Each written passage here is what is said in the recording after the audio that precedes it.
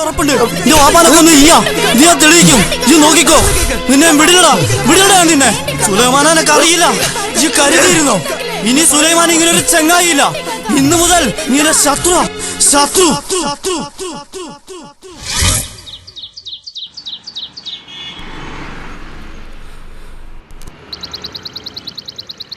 ഒരേ കൽബും ശരീരവുമായി നടന്നവരാ.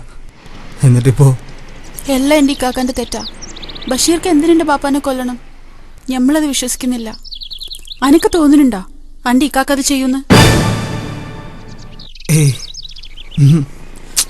പിന്നെ എന്തിനെന്റെ ഇക്കാക്ക അങ്ങനെ വിചാരിച്ചത്? തമ്മി തല്ലി പിരിഞ്ഞപ്പോ നമ്മുടെ കാര്യം പോലും ഒരു ഓർത്തില്ല. നമ്മളിനി എന്ത് ചെയ്യും?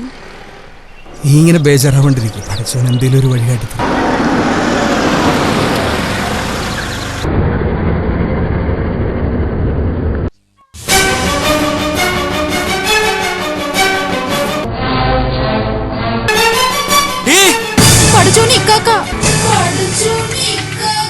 ബാപ്പാനെ കൊന്നവൻ അനിയനായിട്ട് തന്നെ വേണോടി ചങ്ങാത്തം.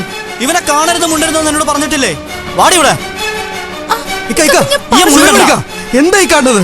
ഓളെങ്ങോട്ട് വിട്. നിങ്ങൾ എല്ലാരും കൂടെ ഞങ്ങൾ നിൽക്കാൻ നിശ്ചയിച്ചത്. എന്നിട്ടിപ്പോ നിങ്ങൾ രണ്ടാളും തല്ലി പിരിഞ്ഞോ? ഞങ്ങൾക്ക് പിരിയാൻ പറ്റൂല. നിങ്ങൾ ഓളെ വിട്.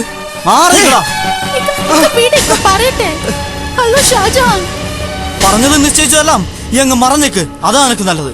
ഈ സുലൈമാന്റെ ചങ്കിലെ ജീവനുള്ള കാലം ഇവിടെ എനക്ക് തരൂല. അതിനുവേണ്ടി ഈ വെറുതെ ശ്രമിക്കണ്ട. അതെന്റെ ഇക്കാനോടും പറഞ്ഞേക്ക്. എന്നോട് മത്സരിച്ച് വെറുതെ തോക്കാൻ നിൽക്കണ്ടെന്ന് പറഞ്ഞേക്ക്. വാടി ഇവിടെ.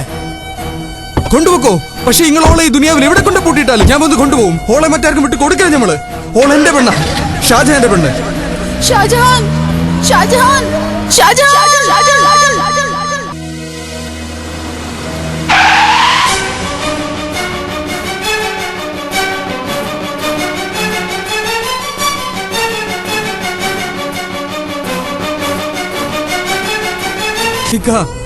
നീ പറഞ്ഞത് ശരിയാ.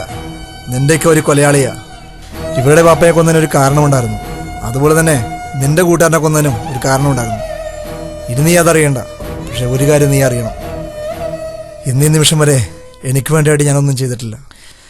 എനിക്ക് ഈ ലോകത്ത് ആകെയുള്ളത് നീയാ, നീ മാത്രം.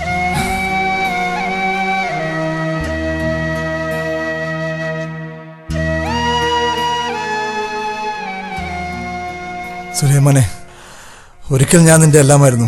പക്ഷെ ഇപ്പൊ ഞാൻ ആരുമല്ല. നമ്മളവിടെ നിശ്ചയിച്ചാണ് ഇവരെന്നെക്കാഹ്. അത് നടത്തി കൊടുക്കാൻ എനിക്ക് കഴിഞ്ഞില്ല. ഇവരെ ഞാൻ നിന്നെ ഏൽപ്പിക്കുന്നു. കൊല്ലുകയോ വളർത്തുകയോ അത് നിന്റെ ഇഷ്ടം. ബഷീറേ,